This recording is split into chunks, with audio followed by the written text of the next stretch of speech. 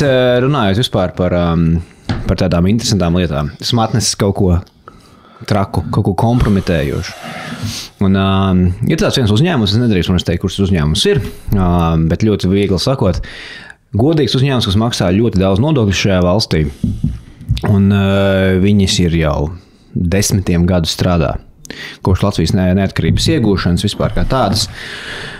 Un viņi maksā nodokļus, nodarbojas ļoti daudz eksporta. Viņa pamatā biznesa ir tikai vienīgi eksports. Viņi Latvijā neko baigi daudz netirgo.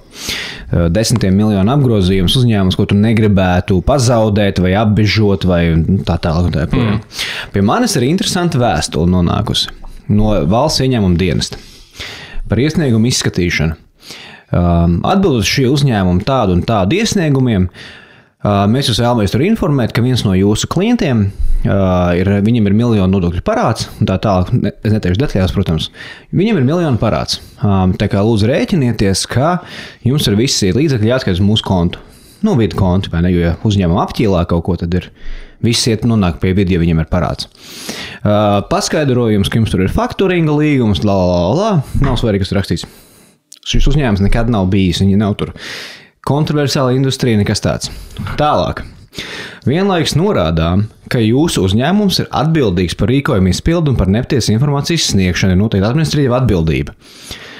Kā arī vēršam uzmanību, ka vidi konstatējot apstākļus, kas varētu liecināt par to, ka šī uzņēmuma darbība ir pretrunā ar satversmi, likumiem vai citiem normatīviem aktiem un apdraud valsts vai sabiedrisko drošību, var nosūtīt brīdinājumu par jūsu darbības izbeigšanu. Un arī mēs varam celt prasību tiesā, ja jūs šos pārkāpumus nelikvidējat. Iedomājieties, jūs strādājat 20 gadus, jūs maksājat nodokļus ļoti godīgi, jums ir 10 darbinieku, un vidi jums draud ar satversmi. Tātad vienkārši iekopēt frāzīti, ko viņi varēja arī nelikt. Nu, tas starp beigās tā kā iekopēt ļoti garu atbildību, kas tev pienāktos, ja tu nogalinātu cilvēku, lai gan zini, ka viņš nav nogalinājis un viņš negribas nogalināt. Nu jā, jautājums, vai tu vispār gribi turpināt darboties, vai ne? Šajā maksāt kaut kādas nodokļus, taču pārcelt visu juridisko darbību, citur ir ļoti vienkārši, tu nedod darboties tirsniecību Latvijā. Un dienas beigās viņus vienkārši pabrīdināja, rekušties cilvēks uzņēmums bankrotē, nesadomājies ar viņu kaut ko dīlot, citādi būs švaki. Nē, viņus pabrīdināja, bet vienkārši tas ir kāda ir tā attieksme, vai ne? Un tu redzi tādas lietas, un tu, piemēram, dzirdi presē visu laiku stāstajā elektroenerģijas industrijā, visi tie gudrinieki stāst mums par to, kā visi mēs tiekam čakarēti.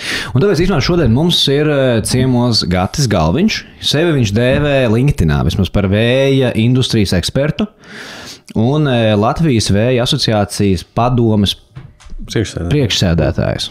Sveiks, Gati! Sveiki, kungi! Sveiki, prieks, ka uzaicinājāt. Paldies liels, ka uzaicinājāt. Jā. Un mums pirmais jautājums varbūt, ko mēs gribam saprast. Nesen presē izskanēja tāda lieta, vai ne visu laiku mēs runājam par tirgus manipulāciju, mēs maksājam par daudz par elektrību un tā tālāk. Redzējām presē, ka Zviedrijas elektroenerģijas milzis manipulē ar tirgu. Un tas arī ir izskanējis Latvijā, ka mūsu Latvenergo manipulē ar tirgiem.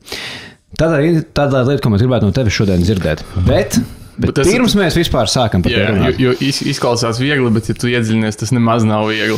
Tāpēc, ka sistēma ir sasodīta sarežģīta, tāpēc jāķirās nedaudz pie abecītes, lai vispār mēs varētu turpināt sarunu, jo, ja tu runātu ar citas valsts vēja parku asociācijas šefu, jums būtu baigi vienkārši. Bet runā ar mums. Un mēs runājam ar mūsu klausītājiem. Un, piemēram, man tās visas, es zinu, kas ir megawatts stunda vai kaut kas tāds, es zinu, kas man rēķinā parādās. Bet kā tas viss darbojās un kā mēs te vakar ar Kristiānu parunājām, kā viņš man pastāstīja, kāda ir tā brīvā tirgus sistēma, cik viņi ir sasodīti jocīgi. Man liekas, to jau praktiski neviens nezina.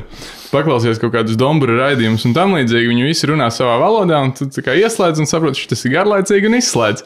Bet mēs varam iziet caur to ķēdīti. Tas maksā enerģiju un kāds ražo. Kāda ir tā sistēma? No A līdz Z vienkāršiem vārdiem. Es mēģināšu, kā Einsteins teica, ja tu nemāki sarežģīt lietu izskaidrot vienkārši, tad tu viņu neizprot līdz galām. Sāksim ar to, ka visi problēmas sākās tādā brīdī, kad tu gribi ieslēgt savā istabā gaismu un viņai jābūt. Tas ir būtībā tirgus princips, elektrība enerģētikas tirgus princips, mehānisms, ja? Tā pati būtība. Būtībā tas pats tirgus laukums, centrāla tirgus, kurā vietā kur tu centrāli tirgu pērci tātad kartupeļus, tur bietas, visus dārziņus un tā tālāk un tā joprojām. Šeit tu pērci vienkārši elektrību. Tādā brīdī, kad tev vajag, viņi tev ir jāpiegādā. Vienīgā atšķirība starp centrālu tirgu un elektrības tirgu ir tas, ka tas viss notiek gaismas ātrumā. Restīvi, tādā brīdī, kad tu ieslēdz, tev jābūt ir piegādātājiem. Līdz ar to tirgus galvenokārt notiek uz prognozēm. Dotajā brīdī mēs esam tajā brīdī, kad notiek day ahead prognoze, respektīvi nākošās dienas prognoze katru stundu. Iepriekšējā dienā elektrības ražotājs un patērētājs pasaka, cik es patērēšu, cik es, lielie, respektīvi. Tie, kas ir tirgus dalībnieki, viņi pasaka, es no rīta patērēšu tik un tik daudz, ražotājs pasaka tik un tik daudz. Un šajā visā procesā, protams, veidojas arī cena.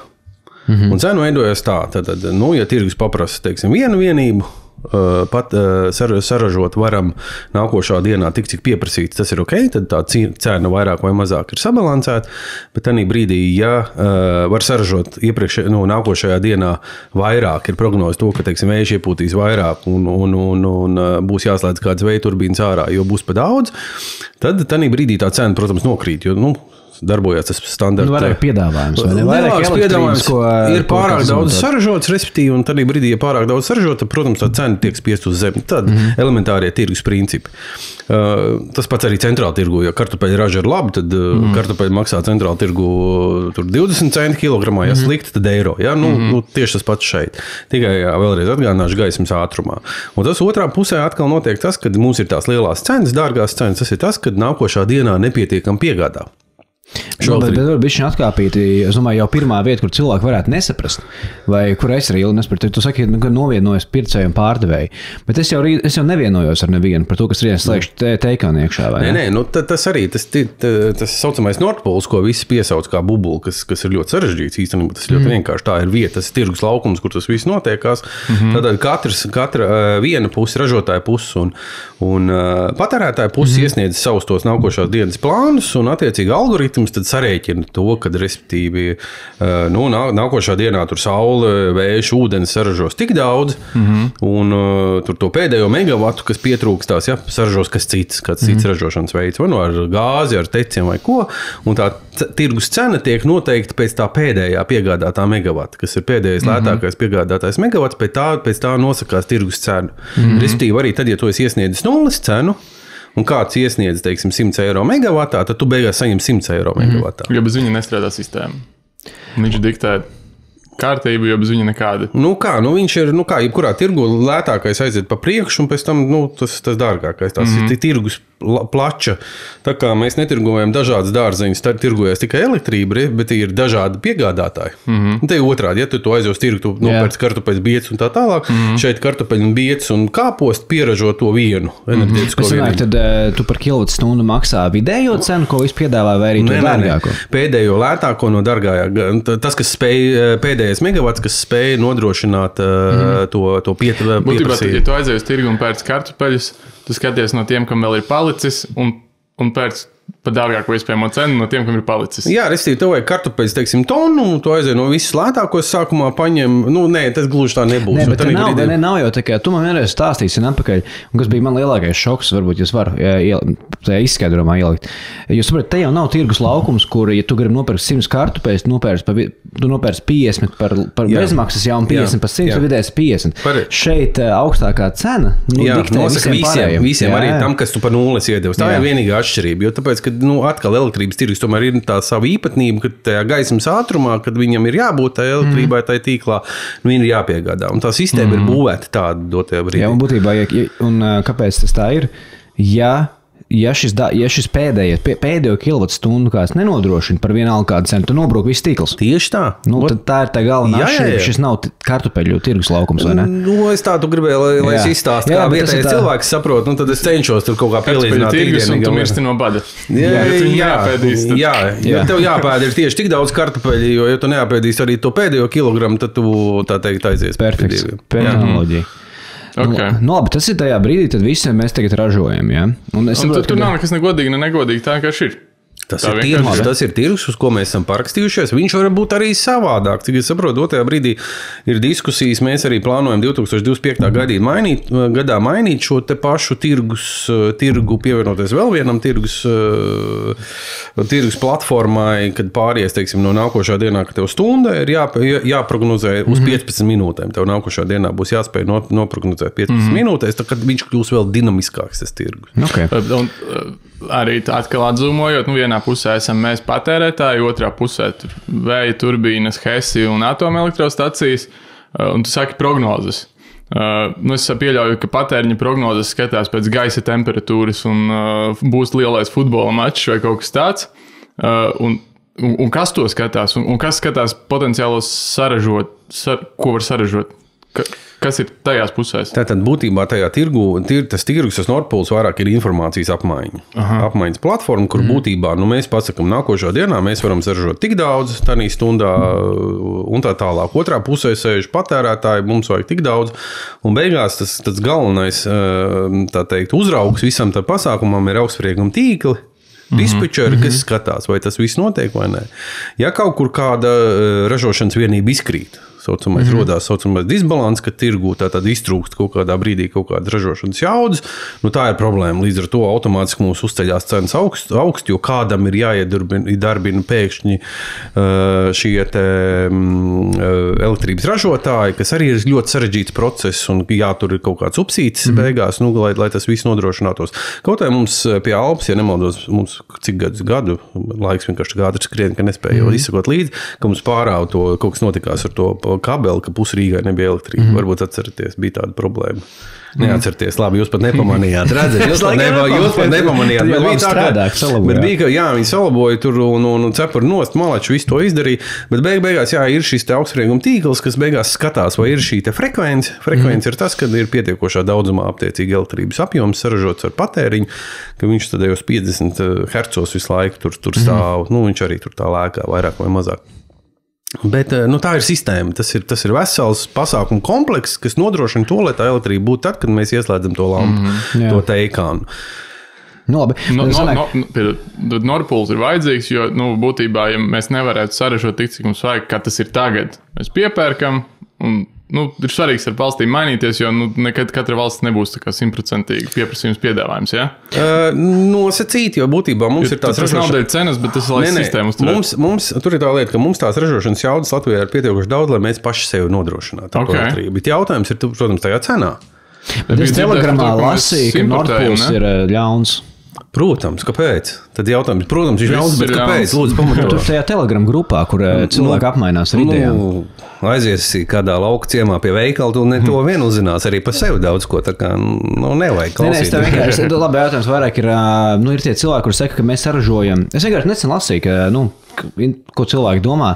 Mēs saražojam vairāk, mums ir HESI priekš kā mums vispār to elektrību dot kaut kādiem somiem vai lietuviešiem. Es savukārt biju dzirdējis, ka mēs importējam, mums nepietiek. Kā vispār ir, jā?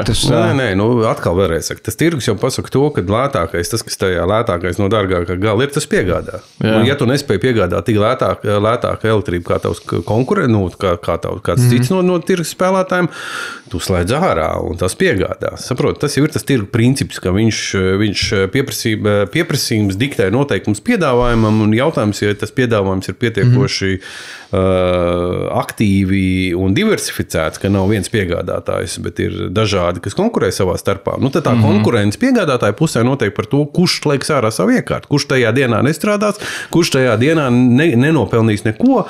Ja, kā mēs zinām, jebkura investīcija kādā ražošanas vienībā, ja viņa dienu stāv, tad tie ir lieli mīnusi. Okay, bet es esmu, tas ir, vienmēr jau labāk, jo vairāk kartupeļu piegādātāji tev ir, jo labāk priekš tevis. Protams. Taču varbūt par to Latvijas to tīklu, ko esmu dzirdējis, ka arī viedokļus. Mūsu gadījumā, mēs būtu vairāk vai mazāk paši pietiekami, un vienkārši mēs padodam to elektrību uz tādām ekonomikām kā Somija, kur patērē tik ļoti vairāk, ka forši mēs atdodam savu lētu elektroenerģiju Somijai, bet tā kā Somijam vajag daudz vairāk, viņi pasaļ arī mūsu elektrības cenu uz augšu. Atkal tāds klišejisks stāsts, jo dotajā brīdī pa Somu ir, cik viņi pāris gadiem, Zviedrijā vēja enerģija ir uztaisīta, viņam vidējā cena ir daudz zemāk nekā Latvijā. Jautājums ir cenā. Protams, mēs varam nogriezt visur līnijas nost, kas ir, protams, neprāts un tā tālāk mēs nespētu nodrošināt šo te, mums būtu daudz vairāk jāinvestē šajā jautājumā, bet tieši tie starpsavienojumi starp valstīm, jo atkal tajā Nordpūlā, ko tas nozīmē? Jā, man, teiksim, Igaunijā labāks vējš nekā Latvijā, tad es Igaunijā saražoju vairāk elektrības nekā Igaunijā vajag, un es spēju arī Latvijā piegādāt. Pareizi, jo mums tas pieļauj to pasākumu.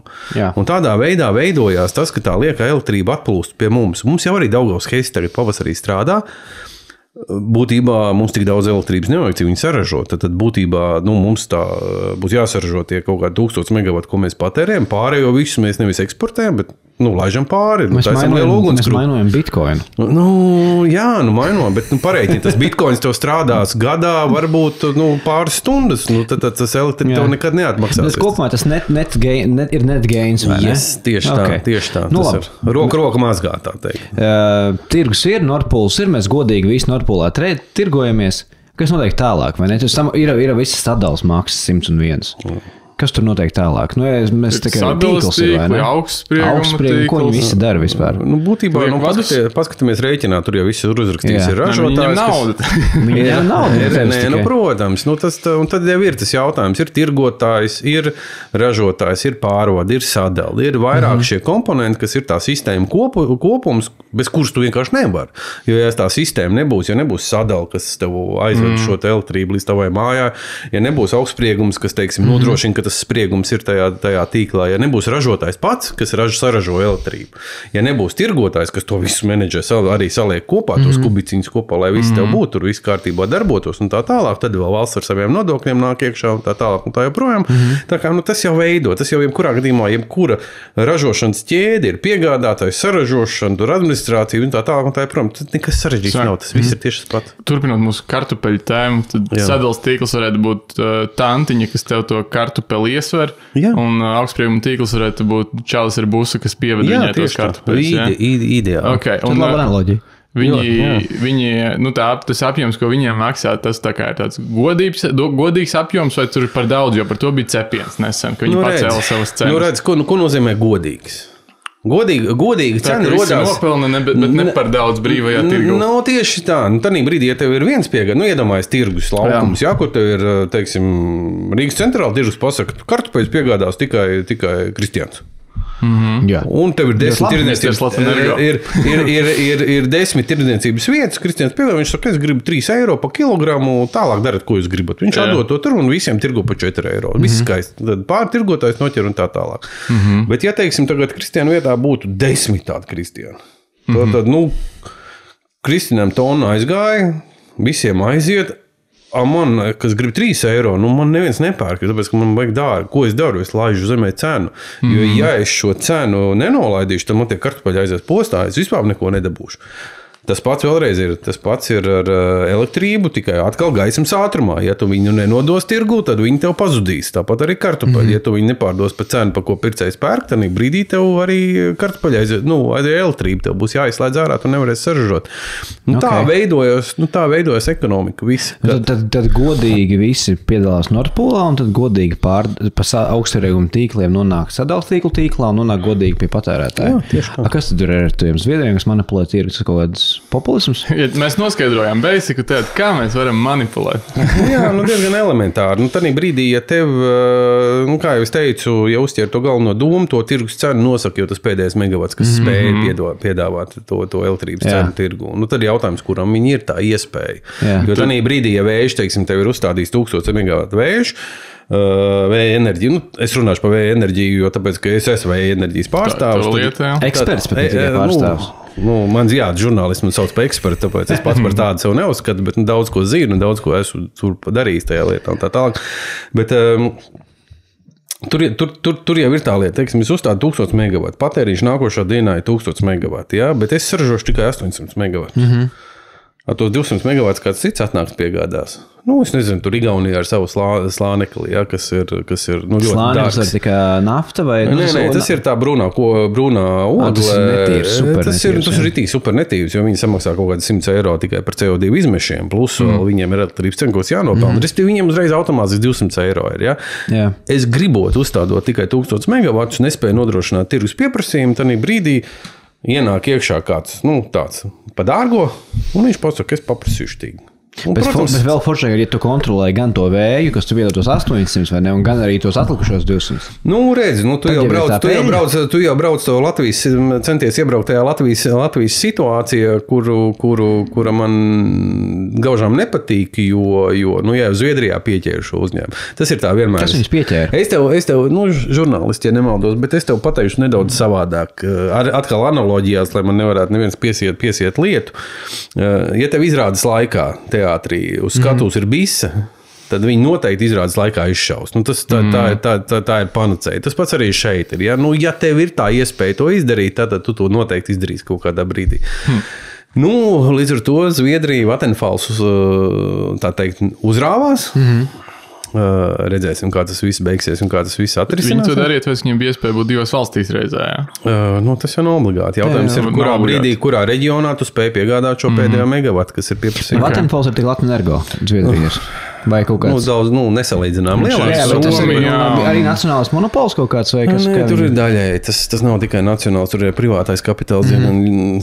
Es pat nezinu, kādas tās attiecības viņam. Brīvāks tirgus, aizraujošākas schēmas. Negluži, bet tur jau ir tā situācija, ka šī dominējošais stāvoklis ekonomikā jau ir, teiksim, monopols problēmas un tā tālāk. Nekad tur neizkontrolēs pietiekoši daudz, lai pieķert šo monopolu, ka viņš kaut ko dara nepareizi.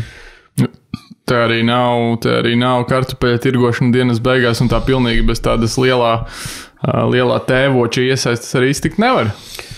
Vēlreiz, ja tev ir šī brīvā konkurence un goda, ka tev visiem ir vienādi nosacījumi, tad, protams, to var panākt, ka tas notiek tādā veidā, ka nav šis lielais tēvots, kas beigās paņem un kaut ko tur izdara tā, kā viņam labāk ir. Ja tev ir, teiksim, ja Latvijā atkal paņemsim piemēru, ja Latvijā, teiksim, 1000 megavatu patēriņš ir, un Latvijā uzstādīt 3000 megavatu vēju. Ja? Tad, tur jau būtībā 3 pretendenti uz to 1 megavatu jau ir. Tad tādā brīdī, ja tu paprasīsi vairāk nekā es paprasīšu, tad es saražošu, tu atkal nesaražos. Bet zini, kā ir, bet vai tad nav tā, ka vispār tādā varbūt kapitalistiskās sabiedrībās ir tendence uz monopolizēšanos? Uz monopolu stāvokļu sasniegšanu. Piemēram, Amerika ir labs piemērs, vai ne? Kapitalistiskā valsts pasaulē nozdzīvojuši cik 300 gadus kapitālismā, un viņiem, piemēram, viņiem jau visu laiku pa viļņiem bija Standard Oil, ne, kas bija Rockefeller uzņēmums. Visas Chevroni, British Petroleum laikā ne, bet Shells, Chevrons vai kas tur vienalga, kuras ir tās viņa uzņēmumi, viņi jau visi atdalījās no viena Standard Oil, jo viņiem likas sadalīties. Un tagad viņi atkal konsolidējās. Amerikā cik tur 5 uzņēmumiem piedara visi ēdienu vai zīmoli. Tur 3 uzņēmumiem piedara visi ziņu portāli un tā tālāk. Un vienkārši tā kapitālisma lielā, vai ne, tas kapitālisms ir amazing, bet lielākais mīnus ir, ka viss monopolizējās beigās, vai ne? Jo kāds vienmēr ir bišķiņ efektīvs ar procentu, un tas gadiem konsolidējās.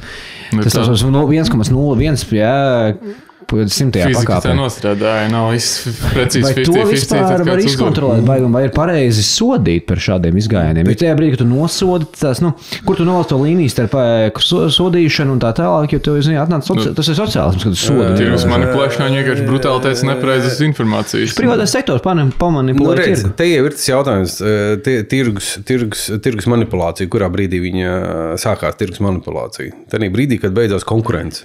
Tanī brīdī sākās tirgus manipulācija. Teiksim, tu paņem nopērc visus konkurējošos uzņēmumus, samaksā varbūt 2 reizes vairāk nekā viņi ir vērti, bet tanī brīdī, ko tu darīsi? Tu vienkārši ierēķināsi. Maksim arī labs piemērs. Vēl mums vēl trakāk piemēri, teiksim, Rīgā tie, kas tos dzeltenos ved ārā. Tur jau vispārībā nav Kas tie pēc zeltainiem? Nu, kas mums pie vārtiem stāv? Nu, tieši tā. Tad, Māris.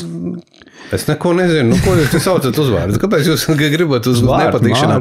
Un tad brīdī, paskaties, kaut to es savulaik skatījos, vienkārši to lasīju, to somas, ja nemaldos, bija tāds L&T, ja ka viņi izgāja no Latvijas. Viņi nespēja vienkārši to te ārprāt izturēt. Telija, vai ne?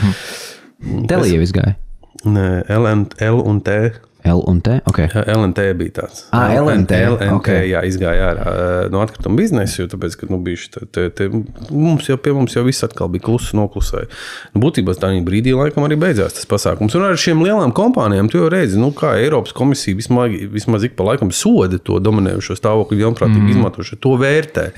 Jautājums ir, kas mums, vai mums Latvijā kāds kaut ko tādu vērtē? Ir iestādes, kurām būtu jāvērtē, bet atkal tas jautājums, vai vērtē? Labi. Viena lieta. Skaties, Vattenfalls privātais, tu saki, jā? Daļai privātais. Daļai privāts. Es arī nav labi, vai ne? Jo viena lieta ir tirgus manipulācija, bet cita lieta jau ir, ka tu tirgu manipulē Vattenfalls, kurš īstenībā ir pastarpināt piedara valstī. Tikai tev piedara pastarpināt kā pilsonim uzņēmums, kurš tevi čakarē. Piemēram, Latvijā, kas tur bija, vai ne? Atkal presē bija populisms, vai ne? 400 miljonu peļņu Latviju Energo, piemēram. 350, ne? 300, tikai nieki 350. Bet tā nedaudz miljardu apgrozījums, cik viņiem labs procents peļņas. Nav godīgi sakot svarīgi. Absolūti nav labdarība, viņiem labs procents peļņas. Trakākais tas, ka pelēkā masa visu aplaudē Latviju Energo nopelnīja 350 miljonus. Jautājums, kurš sametās?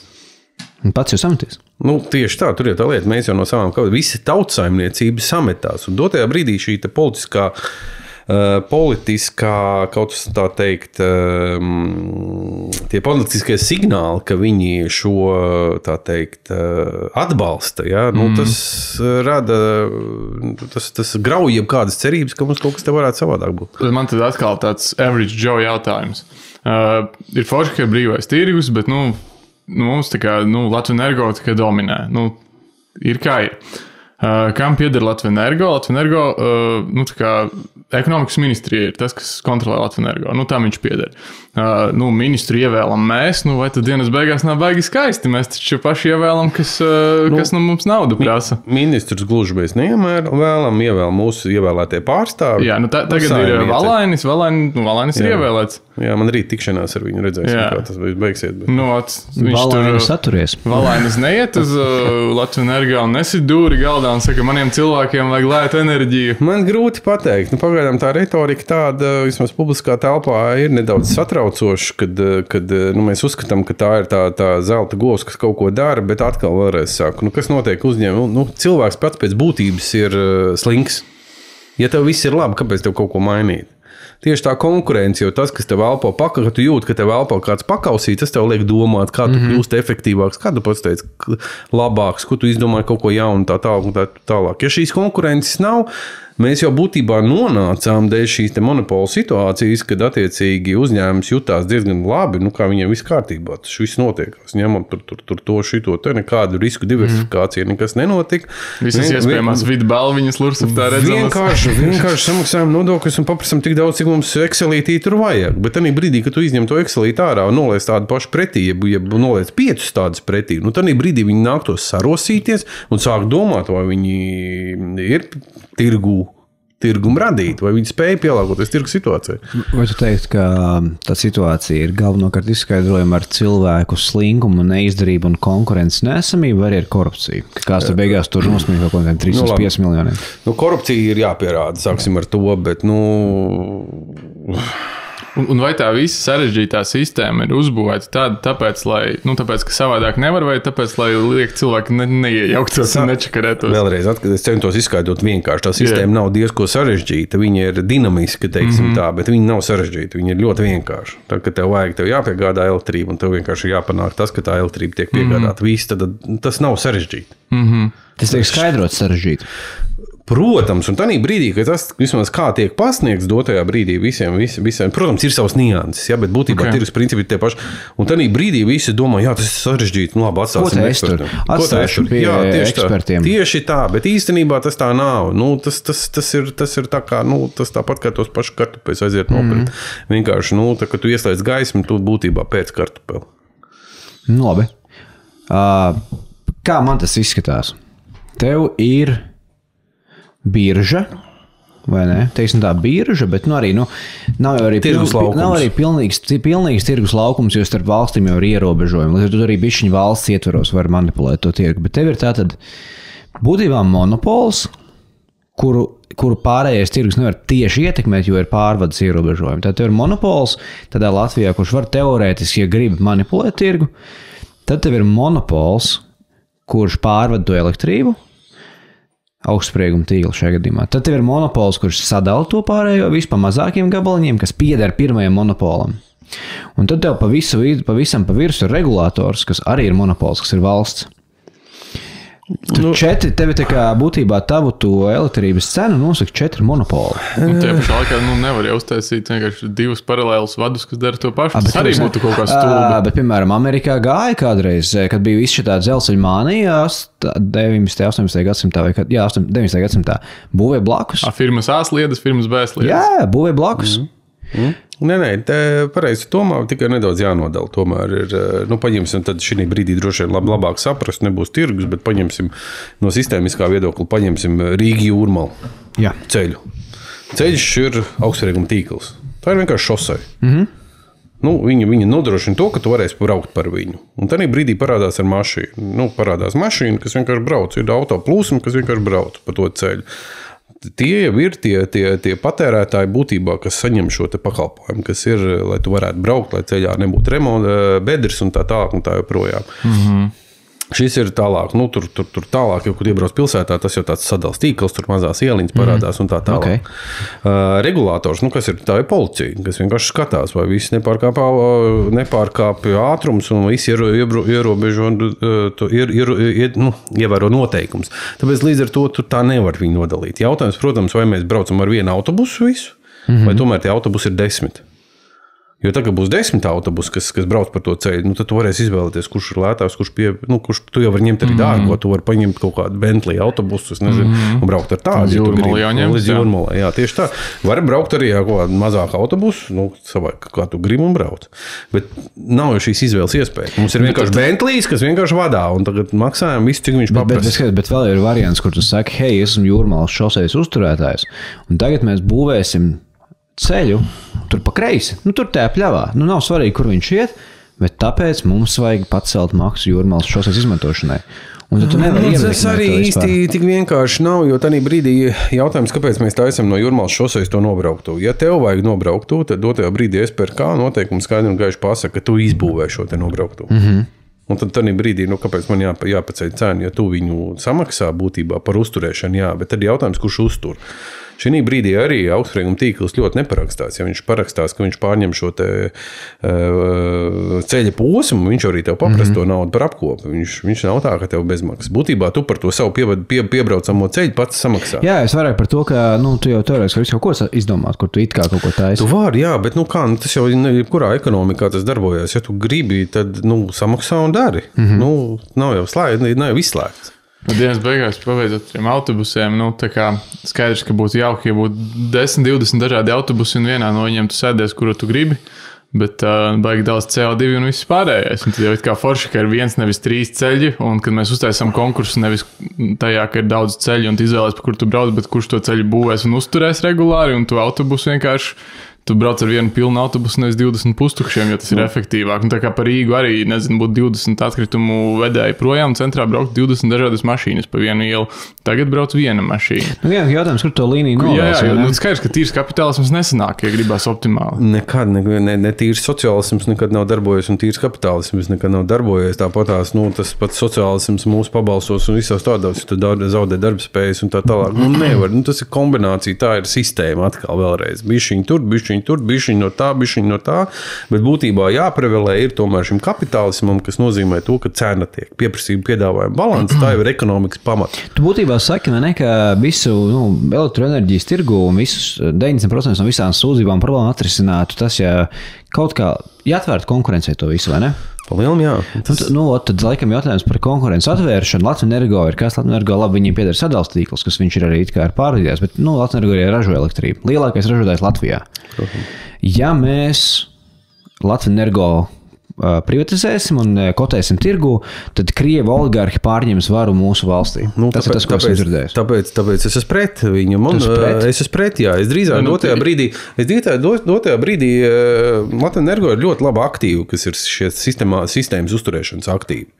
Būtībā tas pats teicis, ja ir ļoti labs tīkla balansēšanas iespēja. Ja, tev trūkst, tas ir tas, ko jāatstāja valstī. Jā, to valsts var saturēt, to mēs visi varam maksāt. Tā ir apdrošināšanas polisi. Kas ir apdrošināšanas polisi? Mēs samaksājam naudu apdrošināšanas kompānijām, gaidām, ka kaut kas slikts nenotiks. Ja kas slikts nenotiek, viss kārtībā. Bet ja kaut kas slikts notiek, ir slikti. Pāris vārdos tas teicis, ir tad attiecīgi tas moments, kad pieprasījums augsts, piedāvājums trūkst, un tad Latvijas Energo ieslēdz iekšā staciju, kas fiksi pierežo. Tieši tā, tas ir upsīts.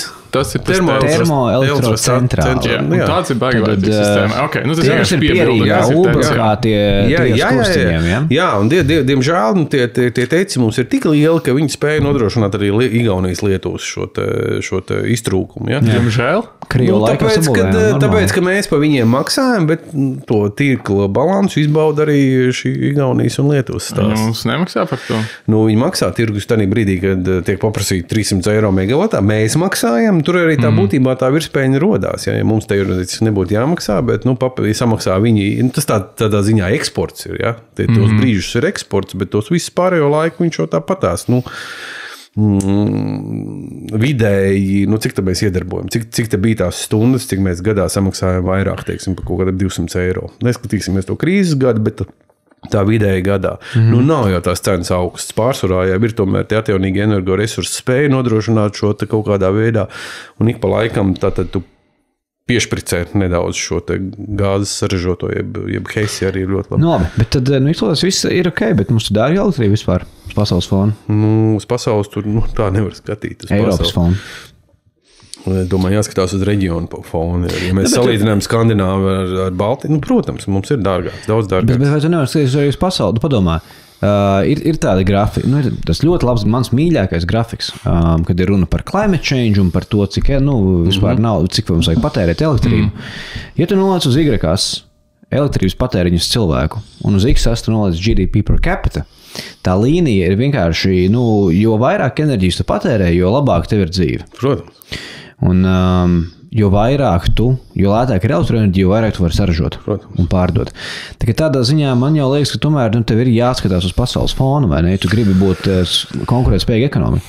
Es domāju, tu jau uzreiz atveicējies tā, ka uz pasaules fona, bet paskatīsimies, ko tā reģionālā fonā. Dotajā brīdī mēs zaudējam visu, ko varam zaudēt. Un, ja mēs redzam Igaunijā, Lietuvā, skatoties uz viņu tiem vēju un atjaunīgo energoresursu projektu, šī te fona, kad tur tās rūpnīcas vismaz izziņotās ir, ka taisīsies vaļā jauns, tad pie mums jau īsti nekas tāds nav dzirdēts. Bet elektrība maksā tikpat abās valstīs.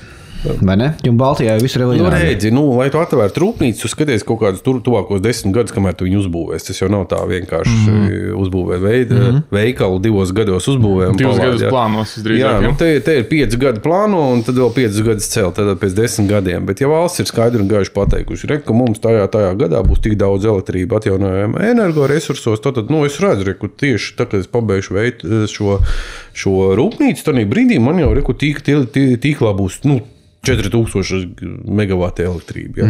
Tātad man viņas elektrība būs. Un šī brīdī vienmēr man ir paticies šo te kaitināt valsts ierēģņus, ka es saku, pie manis atnāca Maska kungs un teica, viņš grib Latvijā taisīt Teslas rūpnīcu, bet viņam vajag 1 teravatu. Tas ir 1000 megavatus elektrības gadā patēriņam. Kāda ir jūsu rīcība, ko jūs varat piedāvāt? Ko varbūt kontekstam? Cik vispār Latvija patērē gadā? 7 teravatus. 7? 7 teravatu. Jūs sakat, ierēdi mēs maucam uz augšu jaudu 15% gadā. Kur ir norauta atšķirība, vai ne? Tur nav. Nevar ko tu darīt? 7 gadus pētīs biotopus. Es vienmēr, es mīlu vienu tādu ļoti drastisku tādu salīdzinājumu. Vienmēr salīdzinu Latvijas ekonomiku tieši uz elektrības patēriņu, tāpēc, ka ja tu vairāk patēri elektrību, tad tas liecina par to, ka valstī ir ražošana. Un Japāna. Teiksim, Latvijā ir 7 teravati patēriņš, Japānā 970 teravati. Ja? Okay, tas ir cik 140 reizes vairāk. Tas ir Japānā ir 140 reizes vairāk cilvēku. Labi, 140 nav. Cik Japānā ir 200 miljoni? Nu, paņem to teritoriju, izreikini visu kalnojunos apvidus, un tad tu būs plus mīnus nonāksi līdz Latvijas teritorijai. Nu, labi, nedaudz vairāk būs, bet tas tāpatās nav 15 reizes. 140 reizes tu piedāvā matemātikas, 140 reizes vairāk patēriņš elektrībai, 100 reizes vairāk cilvēku. Te arī nostrādāties, ka... Bet 40% lielāka efekti patēriņš uz cilvēku. Bet tā ir, kura 4. vietā, kur viņi tagad pasaulē ir ekonomika ziņā. Jā. Te nostrādā līkne, ko teica, lielāks patēriņš. Jā. Nav tā, ka mēs esam 0,100, bet... Jā, tieši tas tādā brīdī, ja mums pats celtos patēriņš elektrība, ja mums panāktu to situāciju, ka elektrība ir lētāka, kaut vai ar tiem pašiem kaimiņiem, jeb tiem pašiem skandināviem, jeb kaut kur citur Vācijā, tad tie, kā jebkurš ražotājs normāls, kad ir baigi lētā elektrība Latvijā, ejam rūpnīcu šeit. Jo rūpnīcās jau mūsdienās cilvēki nestrādā tik daudz. Strādā roboti. Strādā roboti, un robotiem vajag elektrību. Viss. Tas ir tas, kas ir tik elementāri, vajadzētu saprast. Tas būtībā... Latvijā arī liela nauda ražo. Viens, protams, tur ir meži un kaut kas tāds, bet otrs vienkārši biroja mājas, tās jau mūsdienu rūpnīcas, tur sēž cilvēks pie datora un ražo lielo pievienoto vērtību. Tu saki, ka lielākā Latvijas problēma vai lielākā iespēja, tas ir saucams par iespēju, vai ne, jo problēmas jau, mēs nežējam raķetes kosmosā, tas nav baigi izaicināt. Lielākā iespēja, nešojam elektrību dārgi, bet lielākā iespēja ir vienkārši samazināt elektroenerģijas izmaksas, ko visticamāk arī mēs īstenībā varētu, ņemot vērā mūsu pozīciju, vai ne? Kas mums ir pieejams vēl no padomju laikiem palicis. Jā, un tad ir nākamais jautājums, jo, skaidrs, tad tirgus lielāks piedāvājums, zemāka cena, ņemot vērā to, ka tu pārstāvi vēja enerģijas ražotājus. Es pieļauju, tā tava nostāja ir, dodiet vairāk neatkarīgiem ražotājiem iespējas izpausties, vai ne? Bet otrs variants ir likumdošana. Bet tad ir otrs variants. Otrs variants ir tas, ko runāja Latvijas Energo un kopā ar Latvijas valsts mežiem, kad ja vajag vairāk enerģijas, mēs kā valsts uzblēdīsim milzīgas vēja ģeneratoru plantācijas. Kur tad te ir? Viņi abi kā apmierina to jautājumu, ka vajag vairāk enerģijas, bet kur te ir taisnība? Šeit atbild pavisam vienkārši ir. Cena veidojās Excelī. Respektīvi ir kapitāla izmaksas, ražošanas izmaksas saliec kopā, un tu nosēdz tātad viņu samaksā par viņu pieņemtajiem lēmumiem pozitīvu vai nepozitīvu lēmumu. Tas nav svarīgi. Vai tu maksā to, ka notiek dzīvu konkurence, kur attiecīgi es domāju, kurā brīdī vai es šodien nopelnīšu vai es nenopelnīšu. Tātad, manā skatījumā, atkal pēc ekonomiskiem principiem, tajā brīdī, kad notiek dzīvu konkurence, elektrības cena viennozīmīgi būs lētāka. Un, diemžēl, atkal skatīsimies, nesaukšu, monopols kā tāds, respektīvi dominējošs stāvoklis, monopolu tu viņi nevar izcaukt, bet, kā dominējošo stāvoklī, tātad tu būtībā pārvaldi dominē tajā tirgu, ka tu spēji regulēt viņu. Un tādā brīdī iedodot, nevis tādā brīdī, lai veicinātu šo konkurenci, bet tādā brīdī tu iedod šim dominējušam stāvoklim vēl kaut kādu ražošanas iekārtu, jo Plus viņiem arī bija par tiem, ja tu ideju valsts mežos taisīt. Es domāju, ka tas vēl nav beidzies, tas stāsts vēl būs. Jo kamēr, piemēram, kāds no, jūsu asociācijas biedriem grib uztaisīt savu parku, tur vides izpēte un viss, kas tāds, un nenormāls čakarīgs process, bet tajā Latvijas Energo plus Latvijas valsts meža procesā tur viņi būtībā izslēdz to vides faktoru. Nē, viņi neizslēdz. Viņiem tas ir jādara. Šī gadījumā mūsu pretenzija pavisam vienkārši. Tādā brīdī, kad tu izrāda preferences vienam spēlētājam, bez konkursa. Kā tiek izrādīta tā preference? Vienkārši ir tika atdots zināmas teritorijas, lai 1000 megavatus varētu uzbūvēt bez jebkāda, teiksim tā, ja brīvā konkurence noticies arī ir izsoles, viņa vēl nav noslēgusies, teiksim, tā cena, kas tika solīta, viņa ļoti dažāda bija, teiksim, no tādām Latvijas valsts meža izsolīja arī privātajam kapitālam. Tur bija teritorijas, kur neviens nepieteicās, jo tāpēc, ka tur bija papētījuši, ka droši vien nav interesanti, un uzkāp, ja nemaldos, pat līdz 660 eiro par megavatu, un pat nevis par megavatu, bet par hektāru potenciālu, ka tu vari pētīt šo teritoriju. Ja? Tā starpība ir milzīga. Un tanī brīdī, ja tu paskaties, kā tika nodots šīs teritorijas attiecīgajiem uzņēmumam bez jebkādas konkurences, tad ir divi varianti. Vai ir neatļautais valsts atbalsts, vai kas atkal ir automātiski Eiropā par tirgus kropļošanu, būs lieta un dabūsim maksāt liels sodu naudas. Kā mēs maksāsim sev? Kā mēs maksāsim? Eiropai, protams. Kāpēc Eiropai? Tāpēc, ka viņi uzrauga. Bet nebūtu loģiski konkurences padomu uzraut, un tad mēs sev maksātu to sodu naudu. Tas nāk, ka konkurences padome īstenībā konkurences padome ir aizmigusi pie stūras. Un ja tu viņiem sūdzēji, tad tu mums nodevi. Tu man provocē uz nepatikšanām atkal uz kārtējām. Mēs esam konkurences padomas galvenā čiksīt neklausās šo. Mēs diezgan droši viņi neklausās. Mēs vērsāmies, un mums diezgan liela neizpratne bija, kāpēc tas tā notikās, jo viens jautājums, protams, pēc juridiskiem atzinumiem, ka var tā darīt, bet, lai to varētu darīt, ir jāizstājās vairākiem apstākļiem, ka valsts iesaistās vienpusēji, kas nodrošina šo jautājumu. Un otrs ir, kad ir milzīga konkurence, ka valsts, tā teikt, iejaucās tirgu. Šī gadījumā tie visi fakti, kas tika skatīti, es viņus zinu plus mīnusu, bet joprojām šie atzinumi visi ir noslepenoti. Jautājums, kāpēc atkal nav skaidrs. Valsts Es saprotu, kāpēc, kaut arī mums valsts kancelē uzlika pa pienākumu ekonomikas ministrijā iepazīstināt mūs ar šo te slēdzienu, bet tā arī neviens nav devis šo jautājumu atkal. Bet mēs, protams, pārkāpjam ko var pārkāpt. Un otrs jautājums ir šis vērtējums, uz kuru pamatā, tā teikt, tika nodot šī Latvijas mūsu kopējā manta, tika nodota, tā teikt, Latvijas energo lietošanā. Tas jau arī slepens. Jautājums ir, kāpēc tā slepenība? Jo tāpēc, kad visi slēpj zem komerci informāciju, mēs zinām, valsts drošība. Krievija bruks. Bet lai viņi brūk. Starp citu, decembrī vēja turbīna Ukrainā nosita vienu to šahedi, to dronu. Tā kā vēja turbīnas ir jānoliek ar Krievijas robežu. Papildiniet savus flyerīšus. Jā, tieši tā, jo šahedus mēs ņemam, jo viņi lido lēni, kur radari neņem, un līdz ar to vēja turbīnas tieši tur 250 metru augstumā spārns, viņš var izteikt. Vajag tikai sarunāt, lai vējš pareizi uzpūš.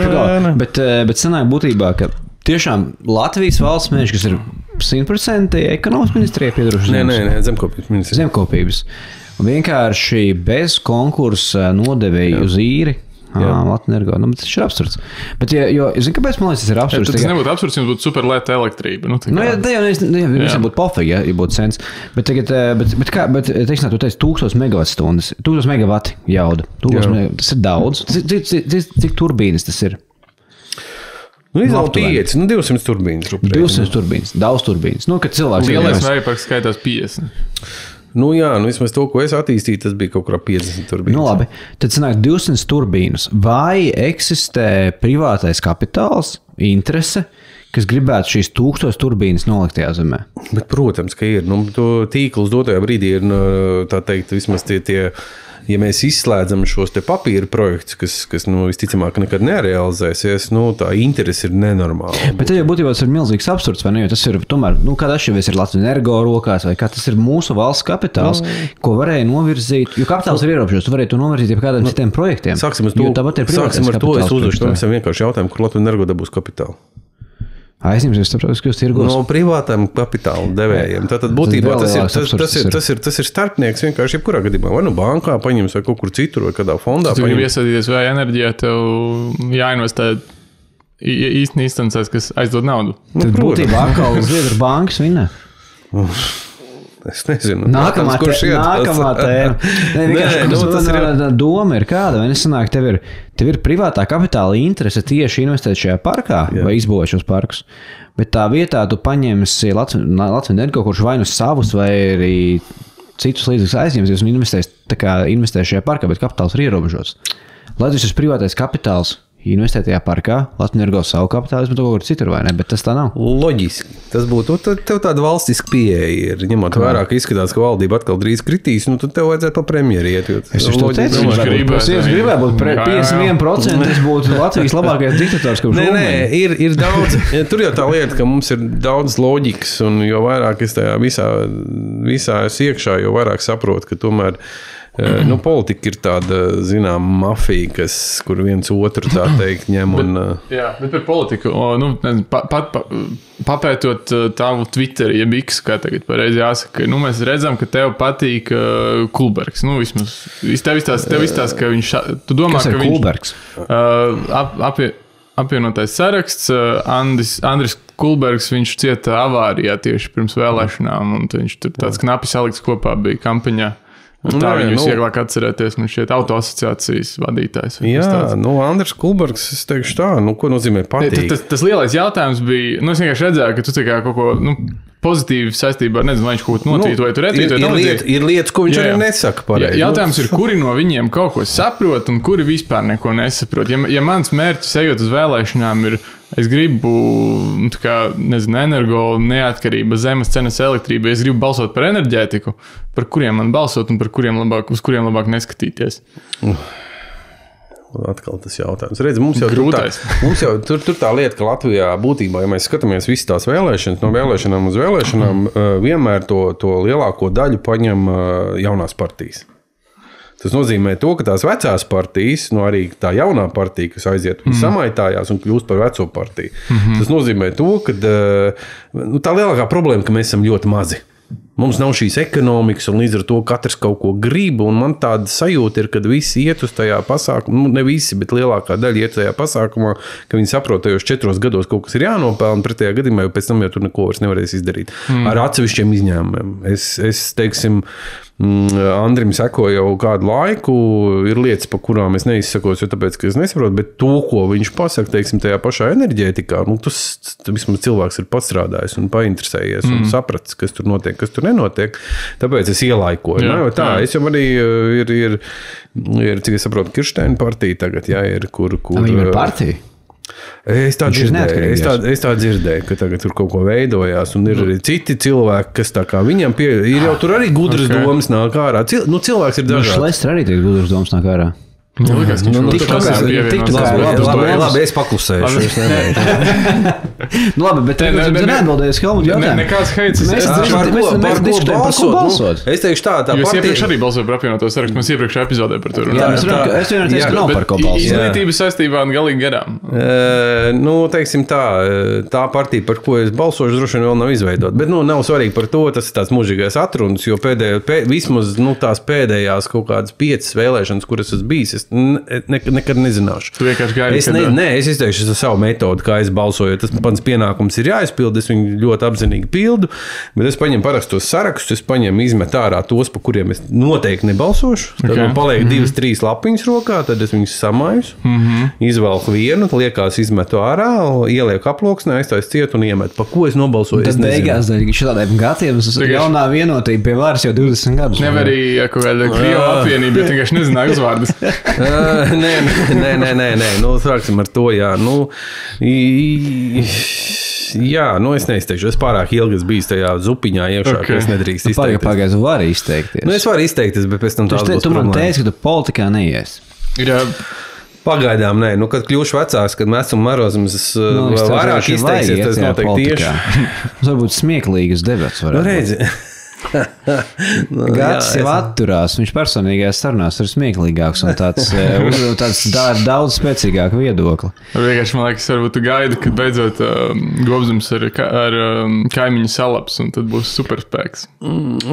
Zini kā, Gobzam kungs ir tieši, viņš mācījās juristos, es ekonomistos mācījos, tā kā viņš ir mans vienauds zināmā mērā, ir mums bijuši arī studiju laikos. Viņš ir tieši vienauds. Jā, viņš ir identiski. Nē, viņš ir identiski. Jā. Tas pats mans gads izlaidums. Tas paši medus, ko ļiet, ja? Labi, neturpināsim.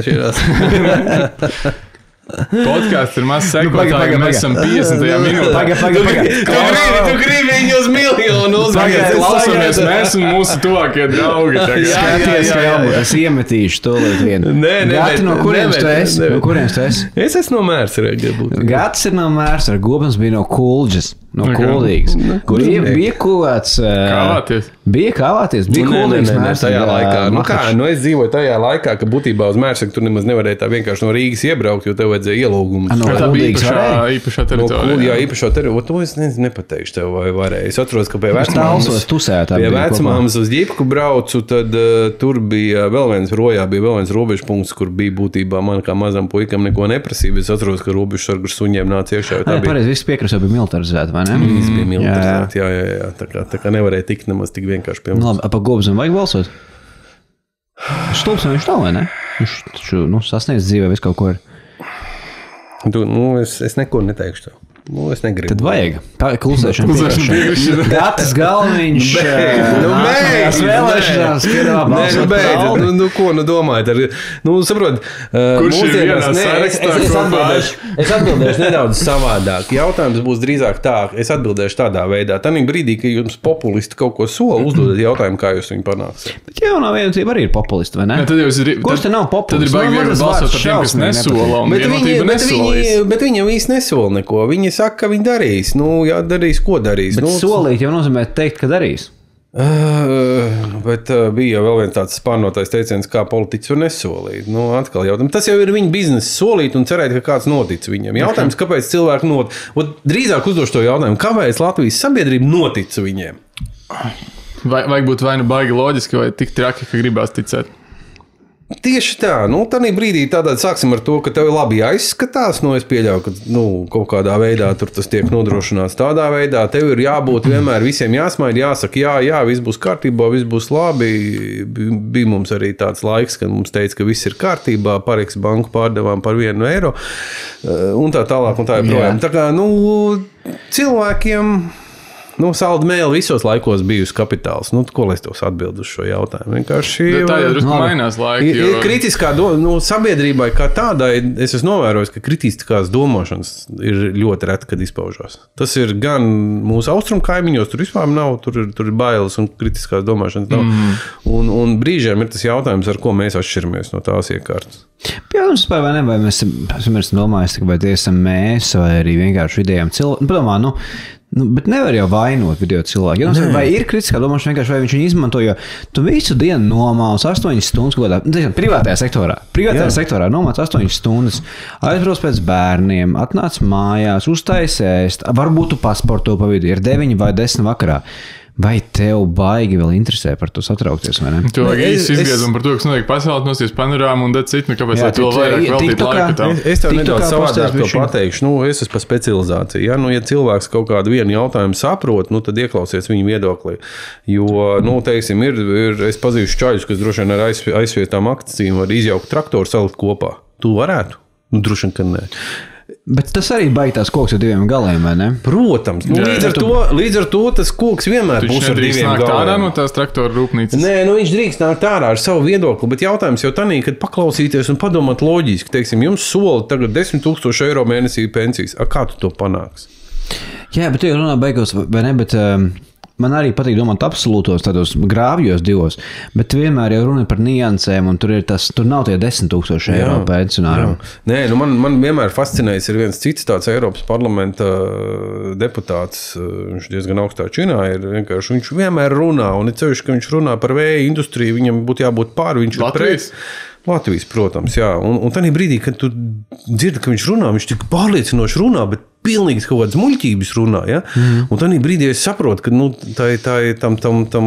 tam cilvēkam, kas to klausās, kas nesaprot, viņš ir pārliecinošs. Varbūt saturu, kas tiek teikts, viņš nesaprot, bet viņš to pārliecību iegūst, ka viņš runā pareizi.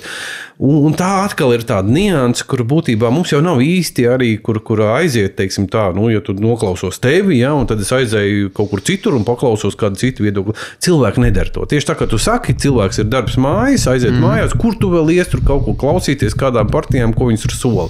Uz partītām tikšanām, kur viņi sola kaut ko, tur bezjēdzīgi iet, jo parāda kaut vienu partiju, kas ir izpildījusi savus vēlēšanās dotos solījumus. Gobzems apsolīja tīties lapās, ja viņš nekļūst premjers. Viņš solīja, ka viņš neatgriezīsies atpakaļ. Viņš ir atpakaļ? Jā, viņš ir atpakaļ. Gobzems vai Rostrikovs? Tu, ko ņirgājies, tur neviens ne otrs. Nē, tu jāizvēlas viens. Mazākais jaunums. Šis ir mūsu podcasts. Mēs to sakam, tev jāizvēlas viens. Rostrikovs vai Gobzems?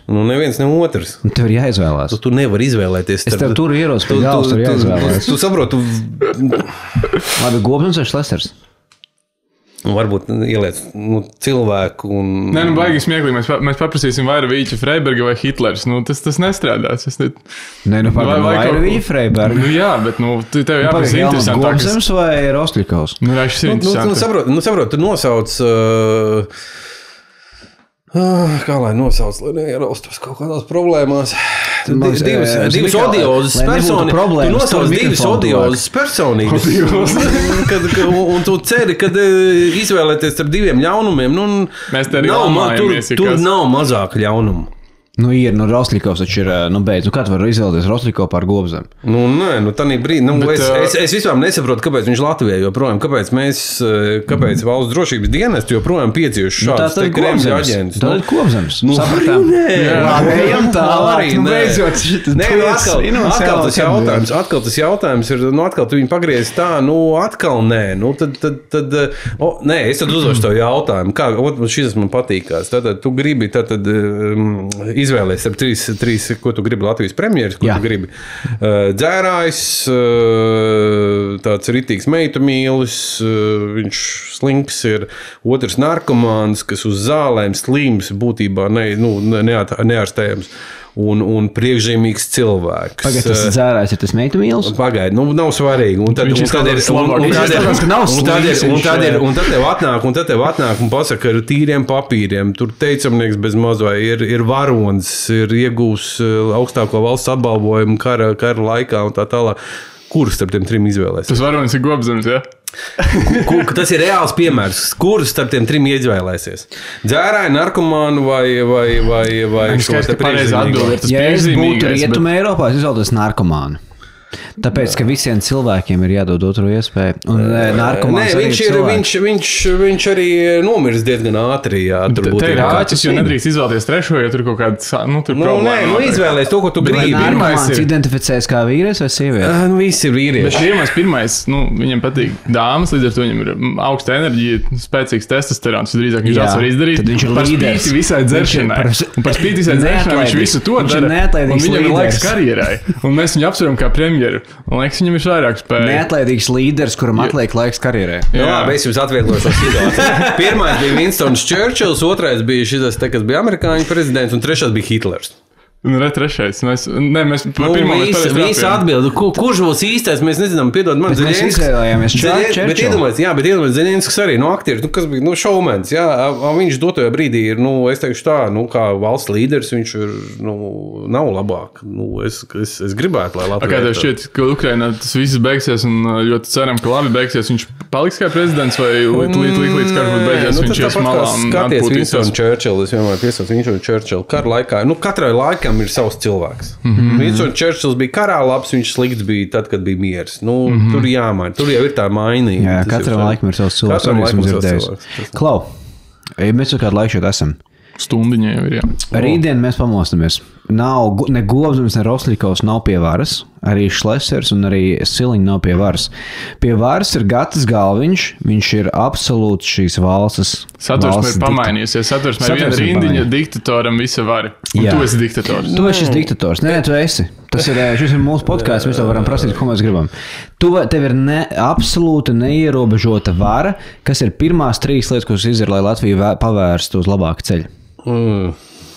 Nebija tik traks jautājums. Nebija tik traks. Tāds vienkārši jautājums. Kura tauta tu iznīdinātu pirmo? Tas ir cits podcasts, tas ir pēc 12. Sāksim ar to, ka jānes atbildība tiem, kas ir savārījuši dotajā brīdī, kur mēs esam. Tur ir saraksts ar cilvēkiem, kur noteikti par novīžību vai arī nenovīžību. Redzi, tur tā lieta, kad likumā rakstīts ir, ka tev pienākās atbildība par to, ko tu izdari un to, ko tu neizdari. Jā. Tur vai nu, tur nav variantu. Respektīvi, tur man būtu saraksts ar to, kas sēž. Sāksim ar to tīri, tāpēc, lai atbrīvotos, lai parādītu visiem, ka tas vairs nedarbosies. Stingrāki sodi par korupciju? Nē, vai par lēmumu? Visus korumpantus tu neiesēdināsim, būsim godīgi, jo kādam jāstrādā beigās ir. Sāksim ar to, ka izdarīsim to. Otrā lieta, protams, es domāju to, kur ir tā, kā ekonomists vadības fakultāti pabeigušam, es domāju, kur ir tās mūsu Latvijas priekšrocības. Mūsu Latvijas priekšrocības dotajā brīdī ir šajā te, ka mēs varam tādā mazā tirgū radīt diezgan lētu elektrību. Kā mēs zinām, Eiropā ir pieprasījums pēc zaļā kursa. Respektīvi, mēs varam šo produktu, kuram ir pieprasījums, vienkārši realizēt, saražot un pārdot. Tā ir arī šodien klimata enerģētikas ministrs pateicis, zaļais kurs nav tikai problēmas, tā ir arī iespēja. Kāpēc visi runā tikai par problēmām, kāpēc neviens nerunā par iespējām? Šī ir nenormāli laba iespēja, mēs varam viņu izdarīt. Izmantot savā labā. Jautājums, kā mēs to mākam. Ja? Trešā lieta, ko es izdarītu, dotajā brīdī noteikti sakārtot to, ka visiem ir vienlīdzīgas tiesības, nevienam nekādas preferences netiek dots un aicināt šos labākos. Kā Japāna izdarīja? Kā Japāna panāca tas, kas viņi ir dotajā brīdī? Viņi vienmēr iepirka labākos speciālistus no ārzemēm, atsauca pie sevis, uztaisīja procesu. Teiksim, jā, es pat nezināju to, ka labākais viskijs pasaulē, kurā tur gadā bija Japāņu viskijs. Kur Japāna, kur viskijs vispār, kāds sakars ar to. Bet viņi bija nopirkuši valstiskā līmenī, nopirkuši šos speciālistus, atsauca uz sevi, uztaisīja procesu un pilnveido viņu. Šo es nezināju. Man likās, ka Japānas viskijs kaut kas sens un bāze, jo viņš tāds maigs un foršs. Man likās, ka tas ir tāds klasiska lieta. Sāksim to, ka austrumnieki vispār alkoholu nedzer. Man ir nācies dzert arī ar ķīniešiem. Tas ir cirks vienkārši. Ja mums 4, 5 aldi, tas tā normāli, tur jau pie otrā jau ir problēma. Bet tad atgriežoties pie absolūtā vara ir Gatram Galviņam pirmā lieta. Maksimāli sodīt korumpētus cilvēkus un neizdarīgus ierēģņus? Nevis maksimāli, atkal vēlreiz pateikšu, šie paraugu prāvi, kādreiz bija tas jautājums par paraugu prāvām, ja? Ko nozīmē paraugu prāva? Katrā nozarē pa vienam? Kaut vai, jā, bet tāda reāla soda un pa lietu. Ja var pierādīt, savākt pierādījumus un izdarīt pa lietu, jo tad atkal, piemēram, mums atkal ir šie, ko es lasu atkal tai pašā Twitterī, ja, kad ir šie uzbrukumi, tie nacionālā naida uzbrukumi, policija vienkārši pasaka, tur nav sastāvu. Jūs ko? Jā. Ieliekat pirmos 3 uz 5 gadiem cietumā, rītīgi. Vairs nebūs tālāk. Vairs nebūs, tieši tā. Viņi sapratīs, jo tā ir soda princips, jo soda tā būtība jau nav klusiņā. Viņi ielikt kaut kur stūrītī iekšā, lai viņš atceļ, bet tā, lai visi zina. Lai neviens nedara vairs. Tā, lai visi zina, ka par to pienākās sots. Viss, un neviens vairs nedarīs. Otrā lieta. Darīt visu, ko mēs varam, lai piedāvātu lētāko kilovatstundu cenu. Ne tikai elektrībā. Tur jāskatās komplekss. Atkal jautājums. Mums, es esmu daudzās visādās nevalstiskās organizācijās piedalos. Ja, Latvijas atšķirība no Igaunijas un Lietuvas. Ļoti elementāri. Investors atnāk, viņš aiziet Lietuvā, pie pašvaldības vadītāja, paprasta, es gribu darīt to. Pašvaldības vadītājs saka tev, kā man tev palīdzēt. Būsim godīgi Latvijā, es negribu sevi tur pērt, bet tā ir, ka tu aizēji pie pašvaldības vadītāja, ko tu atnāci? Kāpēc ko tu gribi? Jā? Kāpēc man jāstrādā? Ja tu teiksi kaut ko man nepareizi, tam draudz krimināla atbildība, kā tev ir vēstulē. Jā, tieši tā. Un tā ir tā problēma. Mums vajadzētu mainīt sistēmu. Es arī Rūpniecības tirdzniecības kamerā esmu bijis klāt daudzos procesos, un viena no tām idejām ir kaut ko, ne tikai, ka pašvaldības iegūst nodokļu naudu par to, kad iedzīvotāji tur maksā to iedzīvotāju ienākumu nodoklis, kas tiek novirzīts pašvaldībām. Protams, viņiem nav motivācijas attīstīt ražošanu pie sevis. Jo viņi nespēja savilkt to stāstu, kad pašvaldībā brauks dzīvot, es nerunāju par visām, sāksim atkal, bet par lielāko masu. Kad, atvērs pie manis rūpnīcu, tad pie manis cilvēks sāks braukt, un jo augstāk man būs šī samaksātā alga tam cilvēkam, jo man lielāks tas iedzīvotāju ienākumu nodoklis iekristīs iekšā. Un diemžēl, pašvaldības nespēja salikt šos divus ekonomiskos šis tad ir otrais un trešais punkts pat rokā bišķiņ, vai ne? Nē, protams. Jautājums ir, kā, saproti, tur tā lieta, kad valsts sociālā labklājība, ir atkarīga no tā, no samaksātās nodokļu masas. Tad jautājums mums ir jārada šīs te rūpnīcas, jārada šī te augstu pievienotā vērtība, ko mēs tālāk no citām valstīm varam pārdot citām valstīm, lai viņi mums to naudu nes šeit iekšā, jo mums būs vairāk naudas no šiem nodokļiem, jo mēs labāk dzīvosim. Tas ir tik elementāri. Bet, diemžēl, runājot ar pašvaldību deputātiem, nav tā saprašana arī, kur tā nauda rodās. Viņam tā domāšanas veids ir uz... Valsts ieskaitīs. Jā. Valsts ieskaitīs naudu, bet kā viņa rodās, kā rodās šī te ekonomiskā vide, bet to viņu arī nevar, atkal par to traktoru jautājumu, ja? Es nevarētu izjaukt un salikt traktoru kopā. Mēs arī nevaram no tiem vietējiem deputātiem, ja, kas tur iet, tur bieži vien ir cilvēki, tur cienījami skolotāji un tā. Viņi varbūt šos procesus neizprot, un to arī nevar prasīt viņiem izprast. Bet no otras puses viņiem nav tā ticība, ka tu viņiem stāsti to, ka, teiksim, tas vēja parks neko neietekmēs tos vietējos iedzīvotājus, bet viņi dzīvo savā tajā ticībā, ka viss būs slikti. Un tad pamēģina kādam pateikt, kad ticīgajam, ka, teiksim, reliģija neeksistē būtībā. Tas ir nereāli. To nevar pārlaust. Un tas ir kaut kādā veidā izglītības šis te jautājums. Ne tikai izglītības, bet tas ir... tas nav vienkārši atrisināms, bet, ja mums būtu... Tas ir izglītības jautājums, vai ne? Tas ir nosacīti. Valstisku vai varbūt tādas ekonomisku procesu skaidrojums. Es iebildīšu, jo tādā brīdī, ja tu man stāsti vienu lietu un man nav laiks iepazīties ar to lietu, tad es palikšu pie savu viedokļu. Bet, ja man būs laiks iepazīties ar tavu izteikto tēzi, ja tu man nepārliecinās un es spēšu kaut kur viņu apstiprināt, bet man būs tam laiks, tad es to izdarīšu. Iedomājies, tagad tam skolotājiem izlaboju visus šos mājas darbus, un tad tu vēl 10. vakarā lietas vēl iepazīties ar vēja ģeneratoru kaut kādam radīt. Tas ir, es nevaru prasīt to cilvēkam, bet tādā pašā laikā ir jābūt kaut kādai sistēmai, kas varbūt ļauj paļauties, ja valsts garantēja. Ja būtu mums tā, kad atnāk valsts vadība un pasaka, jā, šī ir lieta, šo mēs darīsim un nedarīsim to caur monopolu, bet taisīsim brīvo tirgu, jo tādā brīdī radīsies šī konkurence, un mēs varbūt attiecīgais monopols neieņems naudu, bet tādā brīdī, ja mums samazināsies šī elektrības cena, tādā brīdī mums radīsies ekonomika daudz lielāka, respektīvi tas multiplikācijas faktors būs daudz lielāks. Tik it kā elementāri, bet, labi, es mācījos to visu, to makroekonomiku. Vajadzēja 7 minūtes, lai to izstāstītu. Elementāri. Jā, bet kā savādāk? Dāmas un kungi. Dāmas un kungi, piesakojiet podkāstam. Mums būs 3 gada laimes un izdošanās un veiksmes. Jā, paldies, ka klausījāties. Gatis Galviņš, piesakojiet viņam X platformā, kur vēl? X-ā, jā? Galvenokārt, jā, tur visi politiķi vienmēr tusē, tad vienmēr var. Es tur neesmu politiķis. Tā kā tā. Paldies, ka klausījās. Šī ir mūsu jau laikam 11. epizode. Jā. 11. Tā kā Spotify, YouTube un arī drīzumā gan jau kaut kur citur. Mēs esam arī Google podkastos, kaut kad būs arī Apple podkasti. Tā kā tā. Paldies, ka uzaicinājāt. Paldies, ka tu atnāci. Mums patīk izzināt sarežģītas tēmas un izprašņāt, tā kā normāls cilvēks uz ielas to darīt, nevis... Ceru, ka sapratāt. Jā, bija ļoti forši. Paldies. Tā, čau. Čau visiem. Atā.